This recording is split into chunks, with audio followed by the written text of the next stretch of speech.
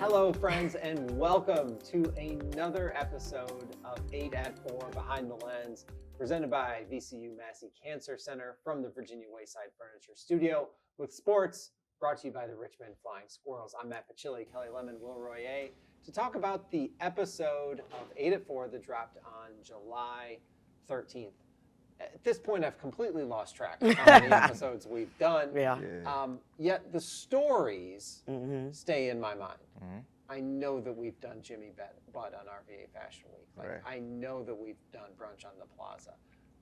Those stories always resonate with me. The episodes, not as much. The stories really stick with me. And that's what I like so much about this show and the way that we've been telling them. This one was slightly different, but slightly not, at least for me, in the sense that I edited this whole episode, which was nerve-wracking in and of itself, because usually Will does the magic, and I don't know how the sausage gets made. It just gets beautifully made, and there it is.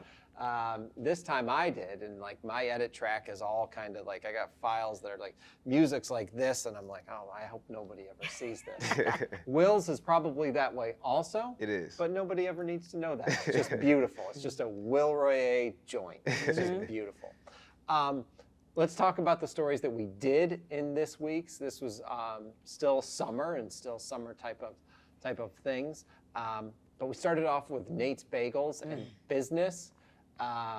That's just one that I'd been obsessing about for a long time. I had never had a Nate's Bagel, and I think that at the times that I'd pitched that to both of you, you guys were like, okay, I mean, it's a good bagel, it's a great place, but sounds great. And so I went and did it and had an opportunity to meet Nate, which was so much fun. There's so much more story, which I will post on the OTT streaming app and mobile app. Download Virginia Video Network mobile and OTT streaming app to watch that full conversation that I got to have with Nate. But it's a cool business. Yeah. It's a neat place. So the bagel industry wasn't big in Richmond. We had bagels, you know what I'm saying, but it wasn't oh no, these are some true water-boiled, New York style, bagels. And Nate's gave it to us on Carytown. Yeah. I mean, it's a similar story to that of the smashed RVA story that Will did a couple weeks ago, only that Nate lost his full-time traditional, if you will, job well before the pandemic. And then he launched this, whereas Smashed was kind of born out of the pandemic. Two very cool things that now have their own niche and are very much Richmond, which was really cool. I get at Nate all the time because he won't wholesale them. I need bagels in volumes, and most people want them that way. You want to get a whole bag of bagels, bring it to the office and stuff like that. He's not doing that yet, but don't worry, I'm gonna keep pushing on him. Well, it's a really great place. I mean, he talks about so many things that make that business. I could have sat and listened for hours, and we could have had a whole nother series of totally how to start a business. Yeah, true. It was fascinating. Let's talk now about sports, brought to you by the Richmond Flying Squirrels. Shield N Sheath. I love the direction that we take with sports. Sports is kind of the most obvious one, where we take a lot of liberties, if you will, as to what is a sport. However, the Candyman, which I watched that again today, Dan Pegg is the husband of the founder, or he's co-founder of something. His nickname on the axe hatchet throwing circuit is the Candyman. Yeah, the Candyman. Apparently he's pretty good at what he does.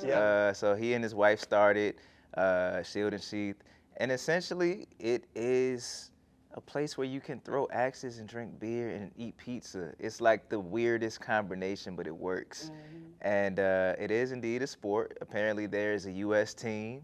But it was just really fun to go experience. When I got there was a team outing, so there was a bunch of people there. And they had the knives, they had throwing stars. It's just everything out of a ninja movie you could imagine, or a horror movie, you can do in real life there. It's pretty interesting. Yeah, I mean, when I was getting the social post ready to go up, I was thinking of my inner 90s child who watched so much Teenage Mutant Ninja Turtles. Yeah. And I'm like, if you've ever watched Ninja Turtles, go there. You want to try your hand at a throwing star. Did you throw any? I threw axes. Yeah. Okay. It's a little bit harder than it looks. is. Yeah. It's like a certain release point. You have to let it go so that it spins and then hits when it's spun. I don't know how it works, but it was fun. Yeah, it hurt my shoulder. I mean, like, I was in there trying to, be a pro. And I woke up the next morning like, wow, my shoulder really hurts, i.e. this is a sport. Yeah. I probably should have conditioned for it at first. Mm-hmm. I will say this, like, I love the fact that it's in Scott's Addition. It's already in that area where we are creating this new living, like you can live there, you can eat there, you can play there, you Right. know, and it's not interrupting anybody's neighborhood. We've talked about that numerous times, but this is one of the first ones where I've seen all the other things besides the axes. Got me excited, but it also makes me nervous. Yeah. You know what I'm saying? Like, I just can't lie about that. Like, to see all of these things that only you've seen the Ninja Turtles throw right here while I got a beer in my hand. And all these people that I pray that I like. Yeah. Yeah. Exactly. Yeah, when this beer is over with. So, yeah. Yeah, there's a lot to think Unpack. about there. Yeah, it I think in some cases it's best left unanalyzed. Right. In the limited experience that I've had, it is. I'm not speaking of Shield N Sheath. I have not been to that specific location. However, other locations that I have been to, it is safe. Yeah, it is. And you're like, really, this is just like what Will said, not a combination of things I would think go together. I mean, pizza goes with anything. Yeah. Right. Beer goes with most anything. Throwing sharp objects, Yeah. not always as much, but hey, I think it's great. Can't wait to go It's back. working. Yeah. Yeah. Keeping things physical, you did then a story about the East End Boxing Club, which this one was like, it was a minute and a half, and as I told you, I could have watched 20 minutes on it. Yeah. Just because I liked the way that it was shot. I loved the diversity of ages of the kids that were there, and a little bit of the mission behind, or at least the foundation behind the East End Boxing Club. Tell us about that one. So that one surprised me too. I got referred to East End Boxing Club by a friend. They told me to go check it out. Maybe it'd be story worthy. So I went to check it out thinking it was just boxing. I had no idea about the fact that he was actually mentoring kids there. And that part really like pulled on the heartstrings because these kids needed an outlet. And when you have anger issues or you have trauma in your life, like if you don't have an outlet for that, it comes out in bad ways sometimes. So being able to get these kids and put them in a productive place where they can have a sense of belonging, have a sense of family, get physical workouts, it just was really touching. And it made me realize like, I might need some boxing pads, I could use it. And they've been around for a minute too, right? Like they've been. I believe so. Okay. Yeah. Because he also has a bunch of group homes and sports teams and other stuff too. Yeah, when you think about just group boxing and those that are getting the kids off the street, I feel like they've been around doing that for a long time. And somebody will correct us if we're wrong. I think they produce some great boxers too. Yeah. That have gone on and are fighting at different levels. So again, off the streets, but into professional careers. Yeah. Yeah, that was a cool one for sure, and touching on many aspects of wellness there. Community was PlantHouse. You walk in right there. I mean, just the plants alone make it feel like a community, but then you see the people there and the diversity of the people that are there, learning and experiencing all that is. Tell us more about PlantHouse. So you guys have probably noticed, I like stories where there's a combination of two things that seem like they don't really go together. So plants and drinks. I mean, drinks pretty much go with anything, but I never thought that there would be a place where you could go learn how to plant and get a little tipsy. And it just was a cool community. I've found that plant lovers tend to be pretty cool, chill people. So good vibes. Yeah, I just had a good time. I'm a plant dad. Yeah. I have a few. I'm not the best. Yeah, my kids are, they hate me right now. My plant kids, it's bad. Yeah, it's real tough. bad. So watching something like that, like, I would love to do that. I just know I'm going to drink more with plant, and my plant is still not going to do what But it's you supposed have to a do. plant here in the office that I think you've really brought back. Have you not? It's No. only been a couple weeks, Matt. Let's just not. Oh, Let's okay. not focus on it. Okay. Okay. Okay. All right. Segueing into lifestyle with our Kanika Cook concert. It was live from the 4th floor. That was great. That concert series presented by Brown Distributing, and that was just a lot of fun. It's always great. This is the 2nd concert that we've had, but Kanika, to hear the music that she produces as one person standing there pressing buttons and hitting switches is awesome. Yeah, it's It crazy, is. right? Like, she has the technical side, the artistic side, like both sides of her brain. Just, it's crazy to see someone who can do that in real time. Yeah. It's just, I mean, that's talent. Yeah. You know what I'm saying? Like, and so people can understand us. I mean, she plays all of her own instruments with a audio box and herself. Mm-hmm. Like, you know, so before she got started, to hear her in here going, oh, you know, like everybody in the newsroom was like, what's happening? Little did they know, she over there making beats. Yeah, yeah, it was awesome. Then we went down to the canal walk for an education about the canal, which I really did not know all of that. And that was great. I had no idea. You know, it's so fun to think about. The canal was a project of George Washington's after he was president.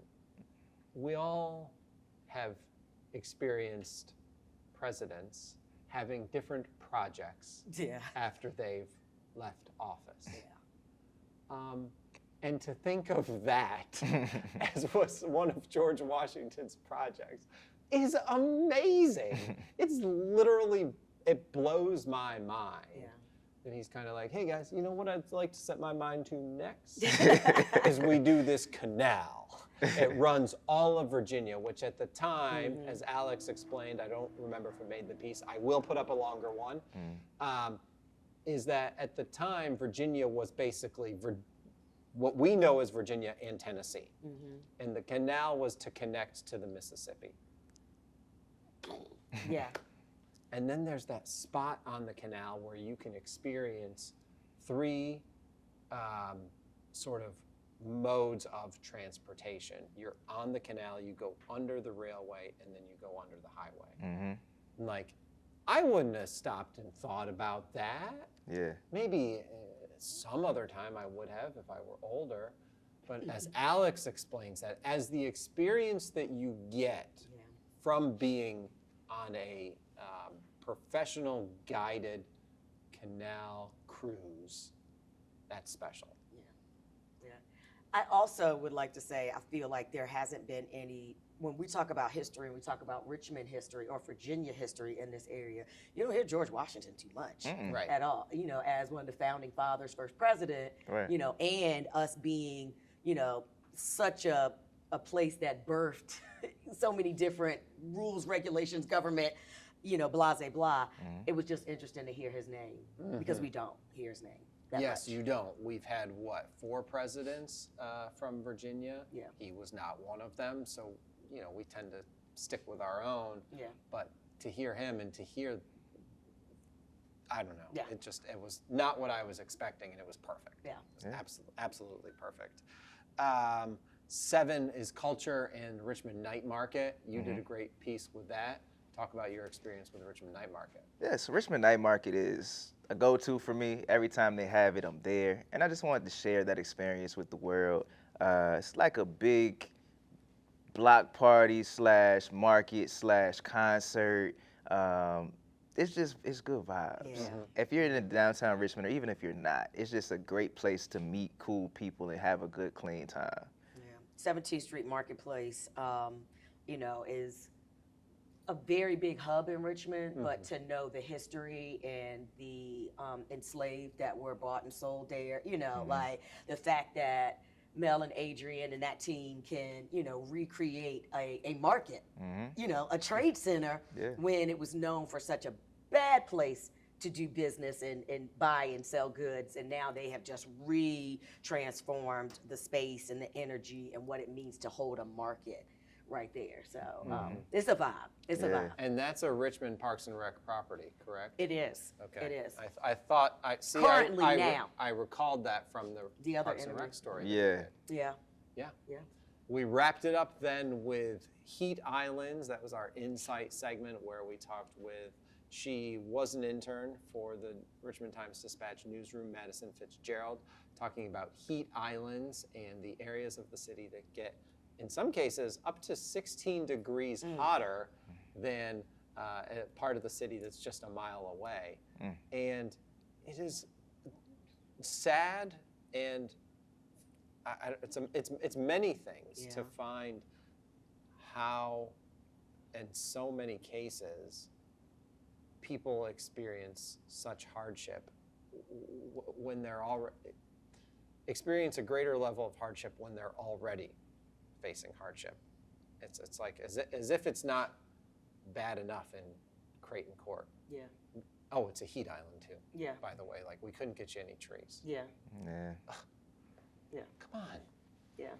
And I'm not trying to knock anyone in that. I'm just saying the digger that you deep into these types of things, Yeah. you realize that. You know, it makes me mad. So I just, you know, it's just years and years and years of intentional displacement, of intentional no concern for the well-being of the bodies that are in these areas, and most of them are people of color and come from low income. And I mean, you just try to push them all in this one area, and you cut all of the wellness out. You cut all of the light, you know, the grass, the trees, the things that provide the wellness and provide the shade and the great air and all of those things. Yeah. And you're not thinking about that when you do that. You're just trying to make sure that these people are in this area and you can contain them. But like you said, you're still taking away from their livelihood. Yeah, I mean, just sitting where we are right now, to be able to look down Franklin Street, you wouldn't expect to see as many trees as you do, and you do. Yeah. And I will no longer take that for granted, knowing what I know about heat islands, that like just on the other side of this building or a couple blocks over, there's just a parking lot, which is definitely a heat island. Yeah. And as you get closer to Jackson Ward, some of those areas, and Jackson Ward was one of them. Yeah. Was one of the hottest areas. Yeah. Because the buildings aren't as tall. You get shade from the buildings like what we've got around here. It's fascinating and sad at the same time. Yeah. But it sounds like there are groups of well-intentioned community members that take matters kind of into their own hands while the city gets some of its work lined up. It is on the city's mind, but it's just going to take time. But it's in the works. Shout out to Madison, though. Yeah. We have to say a big shout out to Madison Fitzgerald. She was a phenomenal summer intern from the University of Richmond. I pray that we will see Madison again, not only doing journalism, but getting her in front of the camera some more, too. Yeah, she was great. She hosted a couple of A1 minutes, and she wrote that story, and then it was great on the A1 Extra there, too, as well. So thank you very much. That is another episode of 8 at 4 Behind the Lens. We've talked about all we need to talk about, I think. We'll keep going off camera, but you don't need to see that. I'm Matt Pochily, Kelli Lemon, Will Roye. 8 at 4 is presented by VCU Massey Cancer Center, where they invite you to imagine a future without cancer. We come to you from the Virginia Wayside Furniture studio with sports brought to you by the Richmond Flying Squirrels. That's it.